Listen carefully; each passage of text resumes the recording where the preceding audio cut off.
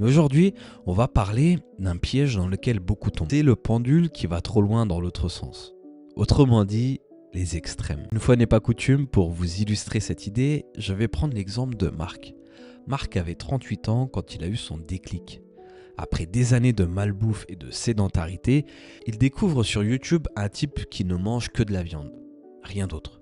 Il a l'air en forme, énergique. Il dit que tous nos problèmes viennent des plantes. Et dans ses vidéos, Marc se reconnaît dans un ou deux symptômes et se dit « c'est ça ma solution ». Du jour au lendemain, Marc devient carnivore.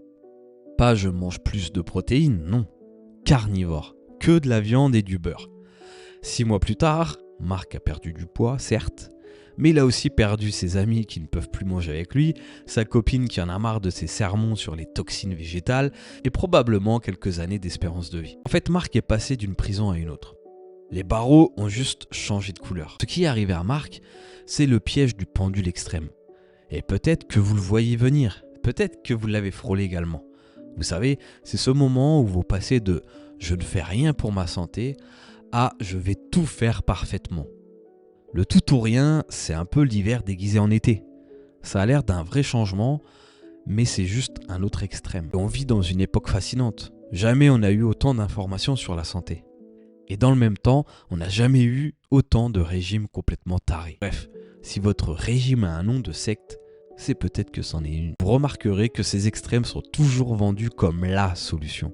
L'unique vérité, le Saint Graal. Et certains d'entre vous sont déjà tombés dans le panneau, car comme tous les régimes, ils fonctionnent tous à court terme. Le tout ou rien, c'est de la paresse intellectuelle déguisée en discipline. Et peut-être que certains d'entre vous se reconnaissent.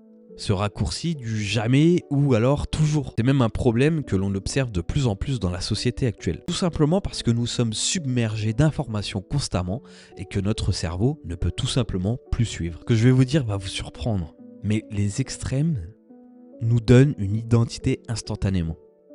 Je suis vegan, je suis carnivore, je suis de la team keto. Et là, tout d'un coup, on appartient à une tribu. On a une étiquette. L'extrême, en fait, vous donne l'illusion du contrôle dans un monde chaotique. Si je contrôle parfaitement mon alimentation, alors je contrôle ma vie. Malheureusement, ça ne fonctionne pas comme ça. Ça fait peut-être 10 ans que vous essayez de contrôler vos émotions et vous n'avez jamais été autant paumé qu'aujourd'hui. Eh bien, pourquoi ? Tout simplement parce que la recherche du contrôle absolu produit l'effet inverse. Vous aurez forcément besoin du lâcher-prise à un moment donné. C'est comme ça. Voyez cela un peu comme une loi de la nature.